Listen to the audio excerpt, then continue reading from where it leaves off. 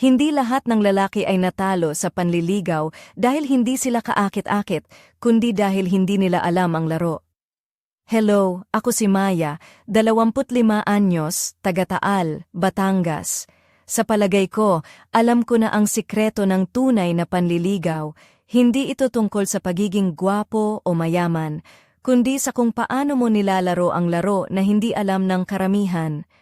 Sa buhay ko, maraming beses akong nakasaksi ng mga lalaki na parang nauubusan ng hininga sa pakikipag-flirt, pero hindi nila alam na sila pala'y sumusunod sa maling script. Kaya't heto ako ngayon, ibabahagi ko sa inyo ang kwento ng isang gabi na nagbukas ng aking mga mata sa totoong kahulugan ng panliligaw sa konteksto ng ating kultura dito sa Pilipinas. Simula noon, hindi na ako naniniwala sa mga simpleng usapan lang na parang palitan ng panahon sa barangay fiesta. May mas malalim na laro na kailangang matutunan, isang laro ng kontrol, tensyon at tamang distansya. At sa kwentong ito, makikilala ninyo si Carlo, isang binatang may kakaibang paraan ng pakikipag-usap sa mga babae na hindi tulad ng nakasanayan ko noon. Hindi ito kwento ng pangkaraniwan, ito ay kwento ng pagkatuto, pagkabigo, at isang hindi inaasahang pag-ikot ng tadhana na magpapabago sa pananaw ko sa pag-ibig at panliligaw. Ang gabing iyon ay nagsimula sa isang simpleng salusalo, sa isang maliit na kainan sa bayan namin. Ngunit sa likod ng mga ngiti at mga biro, may nagaganap na laro na mas matindi kaysa sa inaakala ko. Sa susunod na mga bahagi, sasabihin ko sa inyo kung paano ako nahuli sa isang kwento ng pag-ibig na puno ng lihim, panghuhuli, at mga taktika na hindi ko akalain na kailangang malaman ng bawat babae at lalaki sa Pilipinas. At sa simula ng lahat, narito ang isang tanong. Paano nga ba naglalaro ang tunay na panliligaw sa mundo na puno ng mga friend zone, mga pagiging nice guy, at mga hindi pagkakaintindihan? Sabay nating tuklasin. Sa bayan namin sa Taal, Batangas, madalas na ang mga usapan tungkol sa pag-ibig ay nagiging paulit-ulit, parang eksena sa teleserye na paulit-ulit ang mga linya. Pero ang nangyari sa gabing iyon ay ibang klase. Hello ulit, ako si Maya, 25 anyos, at nais kong ilahad kung paano nagsimula ang isang simpleng salusalo na nauwi sa isang leksyon sa tunay na panliligaw. Nagpunta ako sa isang maliit na kainan na tinatawag nilang kainan sa likod ng simbahan. Dito madalas magtambay ang mga kabataan sa aming lugar. Hindi ito isang mamahaling lugar, ngunit kilala ito bilang sentro ng mga kwentuhan at pagtitipon. Dito ko nakilala si Carlo, isang binatang tagalipa na kilala sa pagiging mahinahon at tila may kakaibang aura. Hindi siya yung tipo ng lalaki na palaging nagmumukhang gwapo o mayabang, pero may kakaiba siyang dating na hindi ko maintindihan sa umpisa. Sa umpisa, normal lang ang usapan. Nagpalitan kami ng mga biro tungkol sa mga pangkaraniwang bagay, mula sa sikat na pagkain dito sa Batangas tulad ng kapeng barako at tapa, hanggang sa mga kwento ng mga fiesta sa barangay namin. Pero habang tumatagal, napansin ko na iba ang paraan niya sa pakikipag-usap. Hindi siya yung tipong sobra ang papuri o pilit na gusto akong makuha. Sa halip, may halo itong misteryo at konting tensyon na hindi ko maipaliwanag. Doon ko naisip, baka ito na ang tinatawag nilang tamang laro ng panliligaw, na hindi lang basta pagiging magalang o pagbibigay ng papuri, kundi ang pagkakaroon ng kontrol at pagpapahiwatig ng hindi kailangan sabihin ng diretsyo. Sa totoo lang, marami na akong nakitang lalaki dito sa bayan na nagtatangkang makipag-flirt pero nagiging awkward lang ang usapan. Si Carlo, sa kabila ng kanyang pagiging simpleng tao, ay may kakaibang paraan. Pero paano nga ba nagsimula ang ganitong uri ng panliligaw? Bakit karamihan sa mga lalaki dito sa amin ay nahuhuli sa mga simpleng usapan? At ano ang sikreto ni Carlo na tila hindi nakikita ng iba? Sa susunod na bahagi, sasabihin ko kung paano unti-unting nabuo ang tensyon sa pagitan namin at kung bakit ang simpleng palitan ng mga salita ay naging isang laro ng isip at damdamin.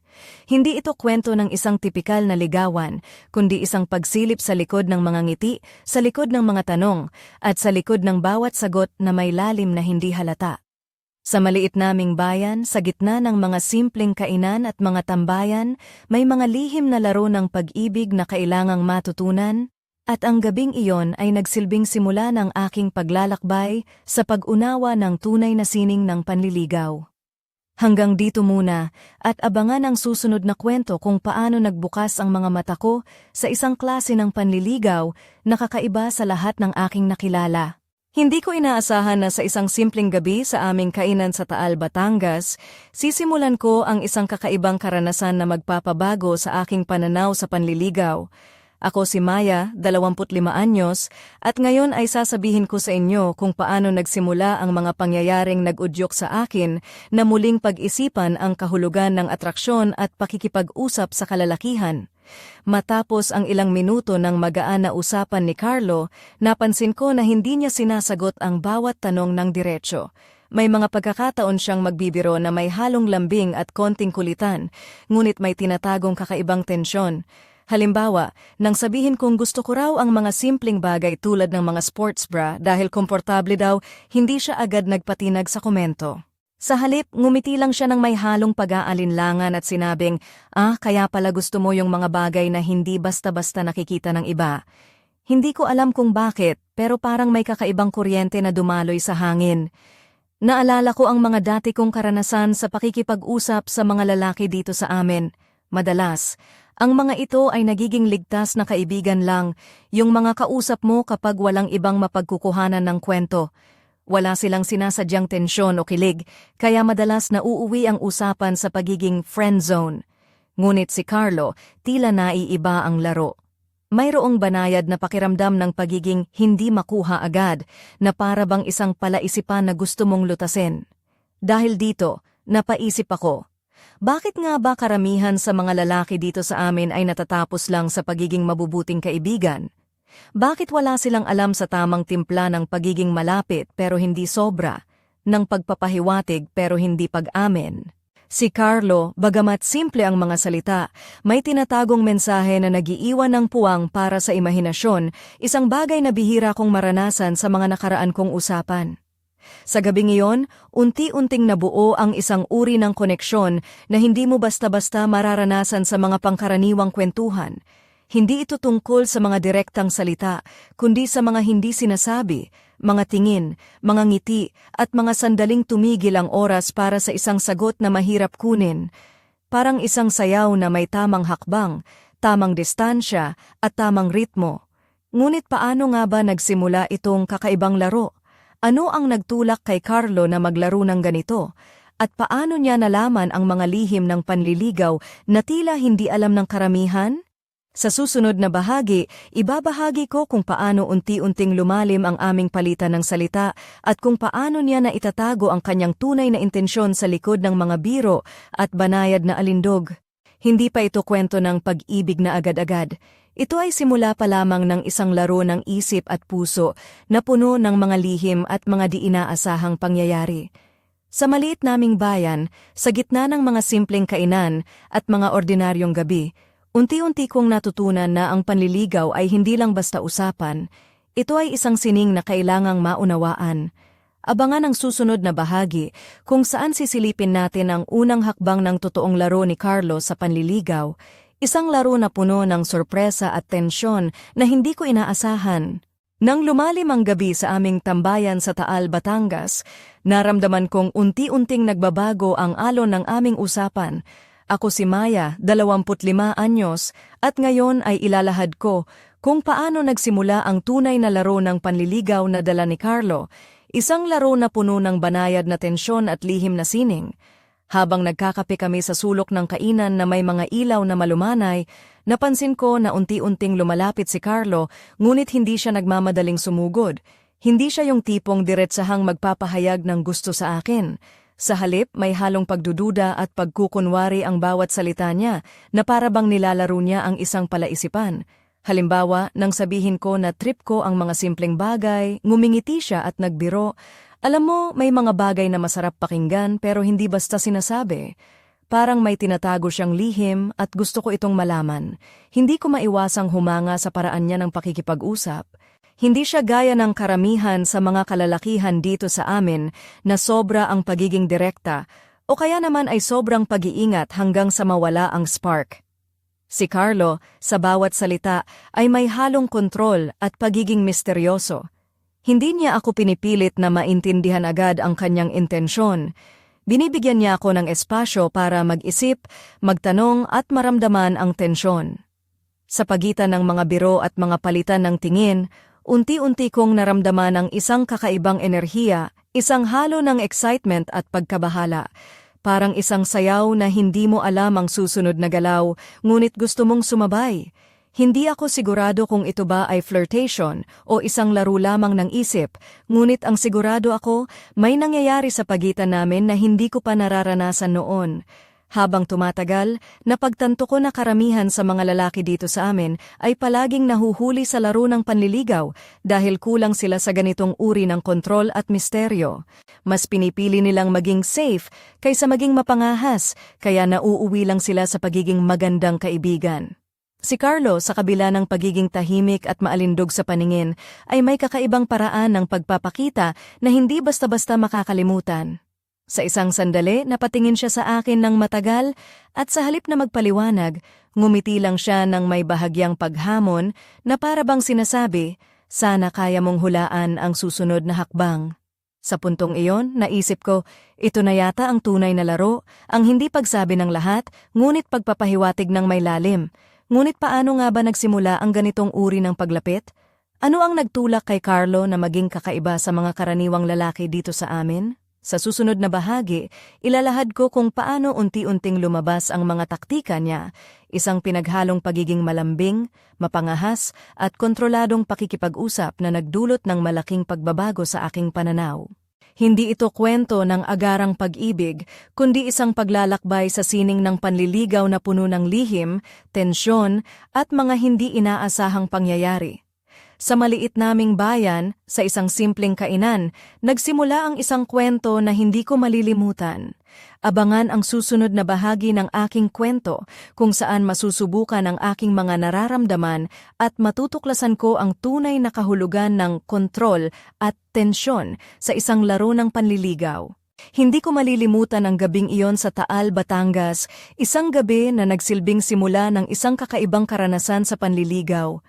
Ako si Maya, 25 anyos, at ngayon ay ibabahagi ko ang unang bahagi ng tunay na nangyari sa pagitan namin ni Carlo, isang lalaki na tila may lihim na sining sa pakikipag-ugnayan na kakaiba sa mga nakilala ko. Habang patuloy ang aming pag-uusap sa maliit na kainan sa likod ng simbahan, napansin kong hindi basta-basta ang kanyang mga salita. Hindi siya nagsasalita ng diretso tungkol sa kanyang nararamdaman o intensyon. Sa halip, ginagamit niya ang mga salita na tila may mga patibong, isang uri ng push and pull na hindi ko agad naintindihan, pero ramdam ko ang tensyon sa pagitan namin. Halimbawa, nang sinabi kong gusto ko ang mga simpleng bagay, ngumiti siya at sinabing, siguro nga, pero minsan mas gusto ko yung mga bagay na hindi agad nakikita ng iba. Hindi niya inilabas ang ibig sabihin ng diretsyo. Sa halip, iniwan niya akong nagtataka at naghahanap ng kahulugan. Sa mga ganitong sandali, naramdaman ko na para siyang nagkokontrol ng laro. Hindi siya nagmamadaling ilahad ang lahat, kundi pinapayagan akong mag-isip at magtanong sa sarili. Nang magtagal pa ang gabi, dumating ang mga sandali ng katahimikan na puno ng pang-akit. Hindi niya ako pinilit na magpaliwanag o magbigay ng sagot agad-agad. Sa halip, ngumiti siya ng may bahagyang paghamon sa mga mata na para bang sinasabi, "Huwag kang magmadali, Maya. Mayroon pa tayong kailangang tuklasin."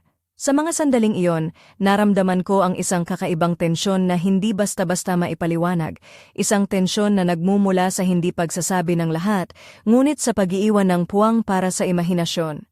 Hindi tulad ng karamihan sa mga kalalakihan dito sa amin, na kadalasan ay nagiging safe na kaibigan lang, si Carlo ay may kakaibang paraan ng pagpapakita ng interes, isang halo ng pagiging malambing, mapangahas, at may kontrol sa bawat kilos at salita. Hindi siya nagmamadali. Sa halip, pinipili niyang laruin ang laro ng may tamang timing at tamang distansya. Sa mga susunod na sandali, unti-unti niyang binago ang dynamics ng aming usapan. Mula sa pagiging magaan at palakaibigan, naging mas malalim at puno ng mga pahiwatig ang bawat salita. Hindi ko alam kung anong klasing laro ito, pero ramdam ko na ako'y nahuhulog sa isang sitwasyon na puno ng excitement at kaba. ngunit hindi pa dito nagtatapos ang gabi. Sa susunod na bahagi, ibabahagi ko kung paano nagpatuloy ang laro ni Carlo, kung paano niya dahan-dahang binuksan ang pinto ng misteryo, at kung paano ako nahuli sa isang sitwasyon na hindi ko inaasahan. Hindi ito kwento ng simpleng panliligaw, ito ay isang kwento ng pag-aaral, pag-unawa, at pagtuklas sa mga lihim ng tunay na atraksyon at kontrol sa isang laro ng damdamin. Abangan ang susunod na bahagi kung saan masusubok ang aking kakayahan na makipagsabayan sa isang laro ng isip at puso na puno ng tensyon at hindi inaasahang pag-ikot. Hindi ko inaasahan na ang gabing iyon sa maliit na kainan sa Taal, Batangas ay magdadala sa akin sa isang malalim na paglalakbay sa mundo ng panliligaw, isang mundo na puno ng mga lihim, tensyon, at mga di inaasahang pangyayari. Ako si Maya, 25 anyos, at ngayon ay ibabahagi ko ang aking mga saloobin matapos ang unang bahagi ng aming kakaibang kwento ni Carlo. Habang iniisip ko ang mga nangyari, hindi ko maiwasang mamangha kung paano nagbago ang tanawin ng aming pag-uusap. Dati, ang mga lalaki na nakakasalamuha ko ay madalas na nagiging magandang kaibigan lang, mga taong laging nandyan para makinig, pero hindi kailanman nagiging dahilan ng kilig o tensyon. Ngunit si Carlo sa kanyang tahimik at maaliwalas na paraan ay ibang klase. Hindi niya ako ginawang komportable ng sobra, pero hindi rin niya ako pinahirapan. Sa halip, nilalaro niya ang isang laro kung saan ako ang hinahamon, pinapatigil sa sandali upang maramdaman ang bigat ng bawat salita at ng bawat titig. Napaisip ako kung paano sana naging iba ang lahat kung noon pa man ay may ganitong uri ng paglapit ang mga lalaki sa aming bayan. Marahil ay hindi ko na kailangang magdusa sa mga paulit-ulit na usapan na walang kinahinatnan. Ngunit higit sa lahat, paano kaya sana naging iba ang aking nararamdaman kung ako ang may kontrol sa laro, kung ako ang magiging tagapili, hindi lamang ang hinahabol. Sa aking mga iniisip, naalala ko ang mga oras na tila ba may mga palusot si Carlo sa kanyang mga salita. Mga pahiwatig na hindi agad nauunawaan, ngunit nagiiwan ng kakaibang marka sa puso. Hindi niya kailanman sinabing diretso ang kanyang nararamdaman, ngunit sa bawat salita at kilos, ramdam ko ang kanyang intensyon. Isang intensyon na may halong kontrol, tensyon, at pagnanais na panatilihin akong interesado. Nangyari ang lahat ng parang isang sayaw ng mga salita at tingin, ng paglapit at paglayo, ng paghahain ng interes ngunit hindi pag-aamin. Sa bawat sandali, naramdaman kong unti-unting nahuhulog ako sa isang larong hindi ko alam kung paano lalaruin, ngunit gusto kong matutunan. Ngunit iniisip ko rin, paano sana naresolba ang mga tensyong ito nang hindi nasasaktan ng damdamin? Paano kung nagkaroon ng pagkakataon na magpakatotoo si Carlo mula sa simula? Magiging mas madali ba ang lahat o mawawala ang magic ng laro? At higit sa lahat, paano ko mapapangalagaan ang sarili ko sa gitna ng ganitong uri ng laro, kung saan ang bawat kilos ay may kahulugan at bawat salita ay may tago? Sa kabila ng lahat ng ito, natutunan kong ang panliligaw ay hindi basta-basta usapan lang. Ito ay sining, isang sining ng pagkontrol, ng pagbibigay ng espasyo, at ng pag-iiwan ng puwang para sa imahinasyon. Natutunan kong ang tunay na atraksyon ay hindi nangyayari sa unang salita, kundi sa mga sandaling hindi mo inaasahan. Sa susunod na bahagi, sasabihin ko ang hindi inaasahang pag-ikot ng aming kwento, isang bugso ng emosyon at pangyayari na nagbukas ng bagong kabanata sa aming laro ni Carlo. Ang kwento ay magpapatuloy at ang mga lihim ay unti-unting bubukas. Abangan ang susunod na bahagi kung saan ang laro ay lalong uusbong at ang mga sorpresa ay papatong-patong. Hindi ko inakala na sa isang simpleng gabi sa Taal, Batangas, ang kwento namin ni Carlo ay magdadala sa isang hindi inaasahang pag-ikot na halos pumutok ang aking mundo. Ako si Maya, 25 anyos, at ngayon ay ibabahagi ko ang unang bahagi ng isang malaking twist na nagbago sa lahat ng aking iniisip tungkol sa panliligaw at relasyon. Habang tuloy-tuloy ang aming usapan sa kainan, biglang nagbago ang timpla ng hangin. Si Carlo, na dati maingat at misteryoso, ay biglang naging mas matapang, halos hindi ko siya makilala. Sa isang iglap, tinanong niya ako ng diretso, "Maya, seryoso ka ba sa mga sinasabi mo tungkol sa gusto mo, o nilalaro mo lang ako?" hindi ko inaasahan ang tanong na iyon. Parang isang suntok sa dibdib. Hindi siya yung tipong basta-basta magsasalita ng ganoon. Ako'y napahinto, nagulat, at nawala ang mga ngiti na dati dumadaloy ng natural. Sa isang iglap, naramdaman kong bumigat ang sitwasyon. Ang tensyon na dati banayad at nakakatuwa ay naging mabigat at halos nakakatakot. Parang naglalaro kami ng apoy na hindi ko alam kung kailan ako masusunog. Ngunit bago pa man ako makasagot, ngumiti siya na may halong kahulugan at sabi niya, "Alam mo, hindi ako yung tipo ng lalaki na basta susuko, pero gusto kong malaman kung sa totoo lang ba tayo o laro lang ito." Sa mga sandaling iyon, naisip ko na parang nagbukas siya ng pinto sa isang mas seryosong mundo, isang mundo na puno ng mga pagsubok at hindi inaasahang emosyon. Hindi ko maintindihan kung bakit bigla siyang nagbago, pero ramdam ko na may ibang dahilan kung bakit niya binago ang tono ng aming pag-uusap. Parang may tinatago siyang sikreto, isang bagay na hindi pa niya handang sabihin ng buong lakas. Sa mga sandaling iyon, naisip ko, ano ba talaga ang laro ni Carlo at hanggang saan ito dadalhin? Hindi ko pa rin alam kung paano ko haharapin ang biglaang pagbabago. Ang dati banayad at masayang usapan ay naging isang palaisipan na kailangang lutasin. Paano ko mapapangalagaan ang aking puso sa isang laro na puno ng mga lihim at pagbabago? At ano ang ibig sabihin ng lahat ng ito para sa akin? Sa susunod na bahagi, ibabahagi ko ang ikalawang bahagi ng twist na ito, kung paano nagpatuloy ang gabi at kung ano ang mga sumunod na pangyayari na lalong nagpagulo sa aking mga nararamdaman. Ang kwento namin ni Carlo ay hindi na gaanong simple at mukhang malayo pa ang mararating nito.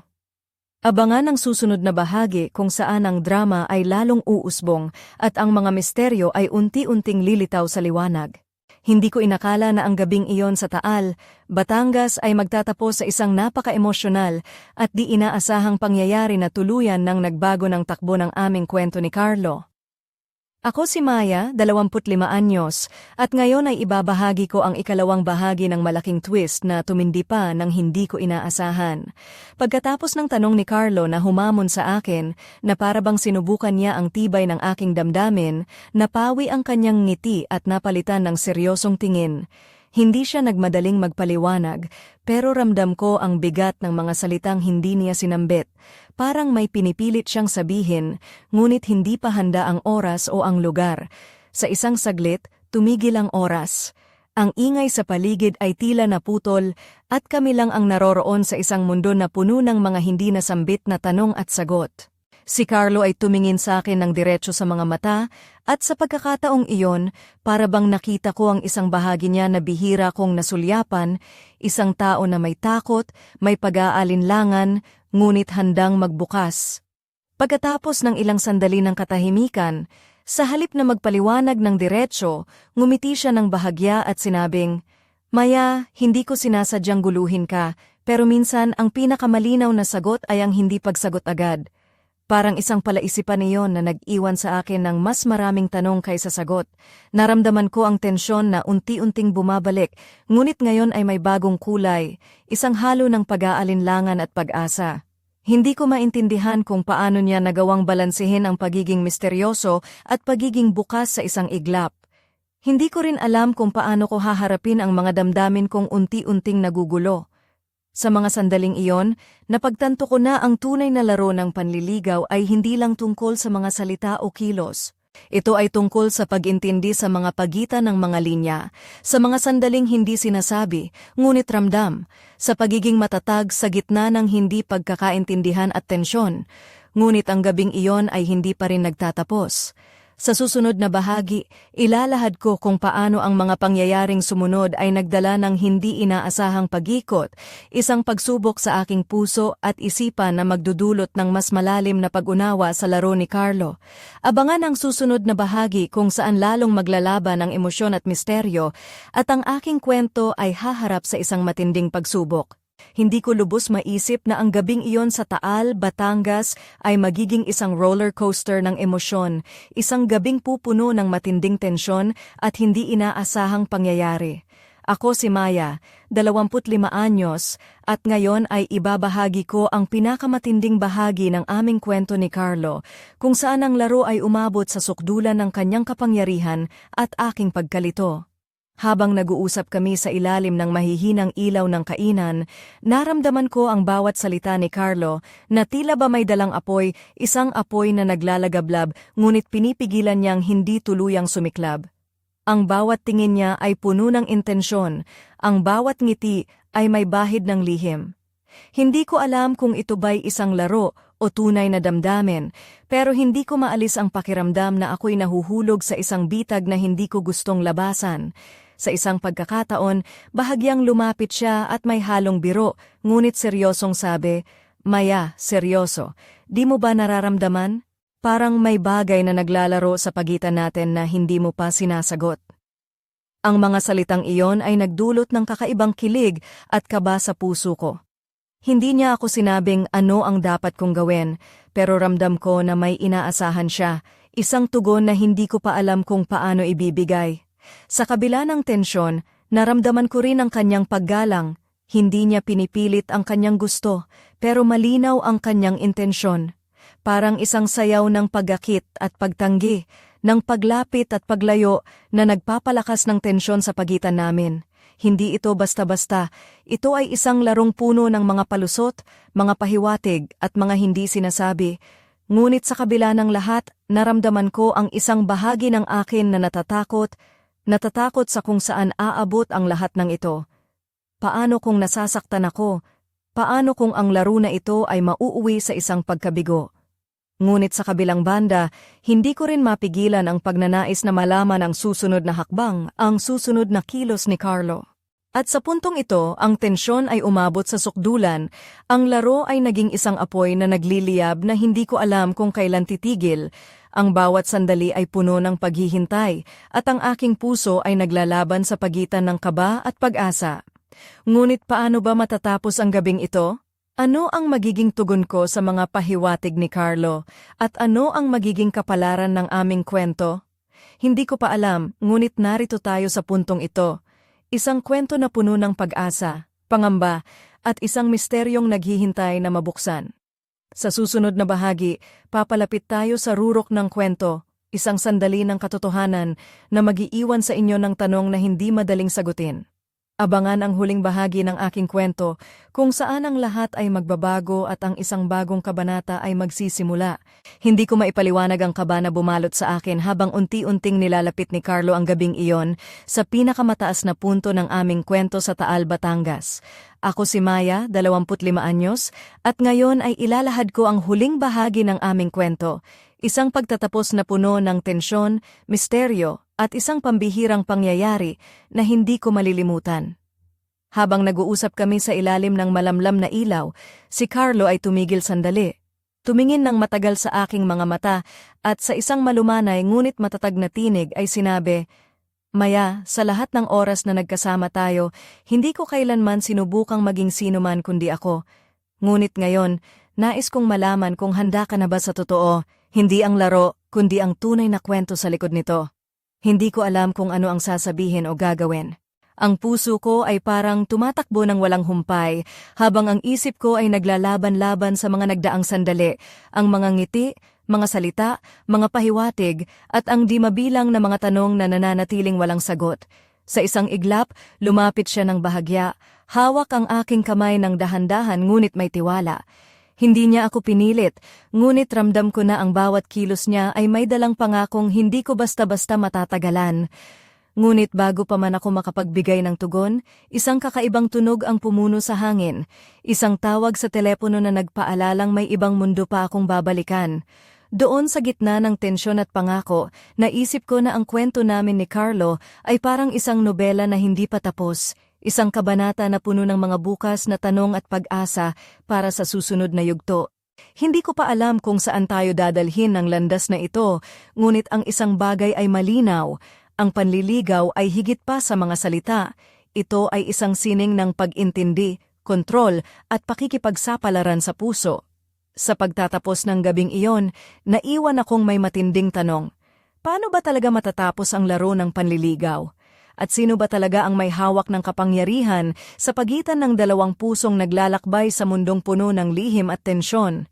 At sa huli, narito ako, naghihintay ng sagot, handang harapin ang susunod na kabanata na puno ng misteryo at pag-asa. Ngunit hanggang sa dumating ang panibagong araw, ang kwento namin ni Carlo ay mananatiling isang palaisipan na hindi pa tapos, isang laro na patuloy na nilalaro sa pagitan ng pag-ibig at lihim. Anong mangyayari sa amin? Sino ang tunay na mananalo sa larong ito ng puso? Hanggang dito muna ang kwento, ngunit ang tanong ay nananatili, sino ba talaga ang may kontrol sa laro?